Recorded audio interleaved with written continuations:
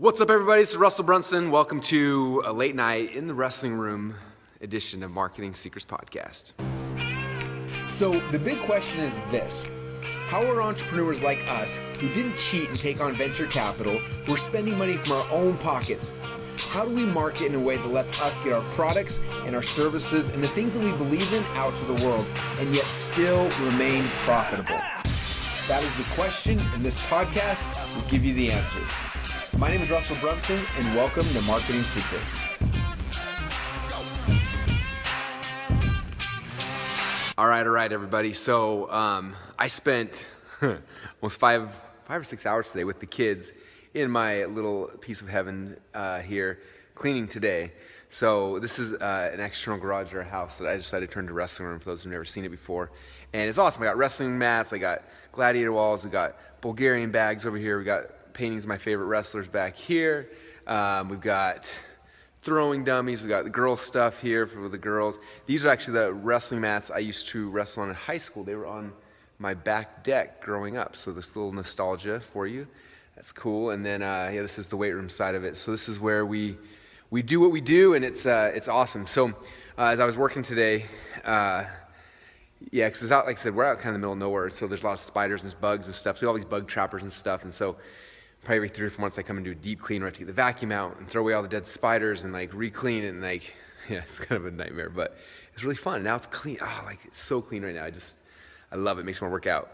So, but anyway, during all of this craziness today of cleaning and having fun like that, I was checking my phone a couple times throughout, and I saw a post from Julia Stoyan, and I thought it was interesting because she asked, hey, should I pay off my house or should I pull the money out and use that for other investments and things like that?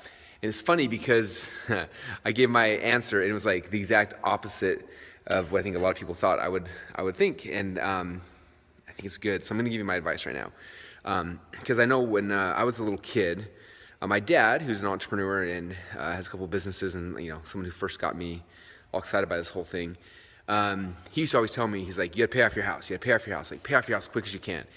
And I remember because I was like, okay, that's good advice. And then when I got older, I remember reading Rich Dad, Poor Dad, and reading other like investment books, and like they always talk about how a house is a bad investment. You need to, like keep the money as low as possible, and then like use that to pay off. Like keep your house just down to the minimum, pay monthly payments, and then keep that money and go and invest in other things that can produce more money.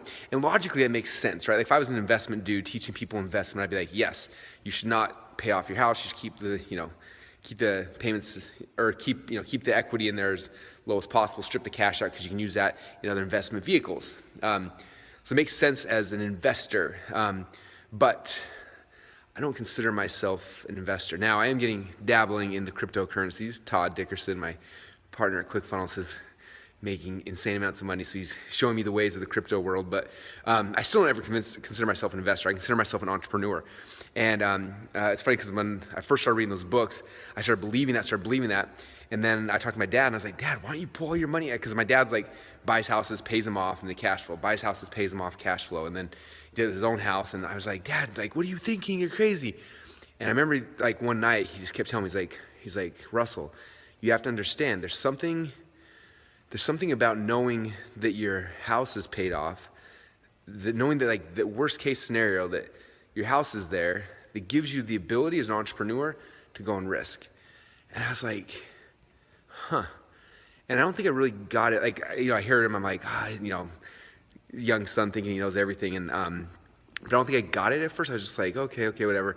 And then, the next decade of my life started happening after that.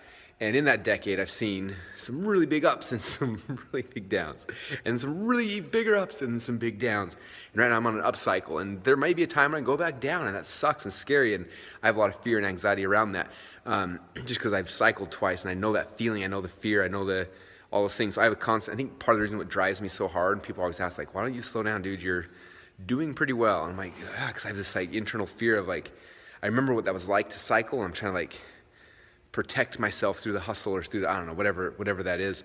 And so I think that's a big driving force for me. But during these cycles, and luckily we recovered from them. But a couple things that I noted. Things got really bad a couple times, But at the same time, like I'm just probably wrong, dude, but I never told my wife a lot about what was happening, and she found out later. Actually, she was at the last Funnel Hacking Live where I did the presentation on all my failures. She saw a few episodes back, and she was like, "What?" She's like, "I didn't realize it was that bad." I'm like, "Oh, well, I didn't really tell you. I'm supposed to be the man. I'm supposed to be like anyway." And but like for her, I knew that like I had to have security, so I knew how much like there's an amount of money every single month that she got that would like cover the rent, or not the rent, our house payments and our bills and stuff like that. And I just knew like as long as I could make at least that, like I was okay risking and trying and doing things, as long as the worst case scenario, like my stability, my foundation was set. And so that was it. And like during those rocky, scary times and everything, it was just like I knew the worst case scenario, I could always produce enough money that like nothing at home was affected. And so it gave me the ability to risk and to roll the dice and then to try things. And so for entrepreneurs, I think that sucking the cash out of your house and investing in other places is the worst advice ever, because then you're on this unstable foundation. Sure, you have more money to invest. In theory, you can make more money, all sorts of things, but it takes away your ability to risk. Okay, risk is what makes an entrepreneur great, right? Like we have to go out there and risk, and we have to jump off cliffs all the time.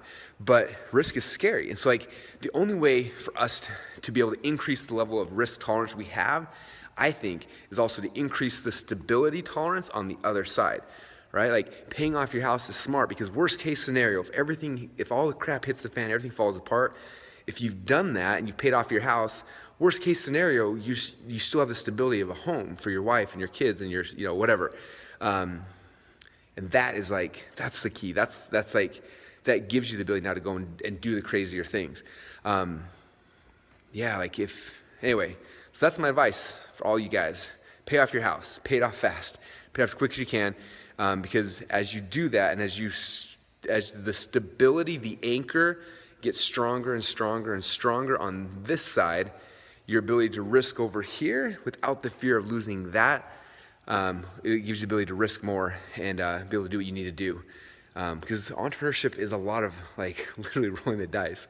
This viral video we're doing, I keep telling everyone, I'm like, typically my investments in our business are very strategic, right? We create a funnel, we invest some money, we get it converting, and then we ramp it up really fast. So like, I'm not risking a ton. Like this is the biggest one where it's like, to create the video, we had to write a $500,000 check. Like, okay, there's $500,000, right? Put it all in black. And then, with the launch party, man, the launch party between everything we've done is probably another 3 or 4. I mean, it's close to, man, when all said and done, it'll be close to $1 million, like all on black, like, okay, let's go, and hopefully it'll work, right? But the nice thing is that like, because of the stability on other things we've set up, like I can take that risk and it's okay, because if worst case scenario, it'll be okay. And I've talked about this in other episodes of the podcast.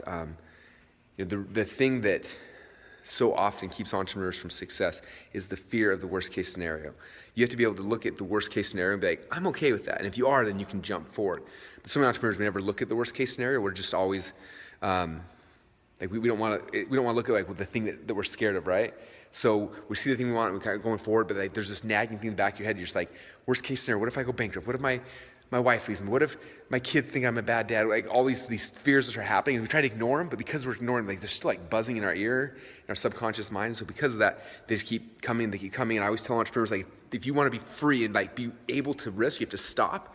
You look back and be like, what's the worst case scenario back there? If everything goes to crap, like what happens? And until you're okay with that, it's so hard to move forward. So a lot of us, we got to stop and say, okay, what's the worst case scenario? Okay, and I remember that a lot of times, I've had a couple times, worst case scenario was bankruptcy, worst case scenario was losing my house, worst case, and those are scary. Now, at the beginning, a lot of times you have to take that, you have to have the initial risk, and you have to be okay, if I lose my house, it's okay. If I go bankrupt, it's gonna be okay. But as you start rolling up into bigger opportunities, bigger risks, bigger things like that, it's nice to look back and say, okay, worst case scenario, I lose my money on this deal. I still got my house, still got my wife, still got my kids. Like that security gives you the ability to risk big. So pay off your house. There's my advice.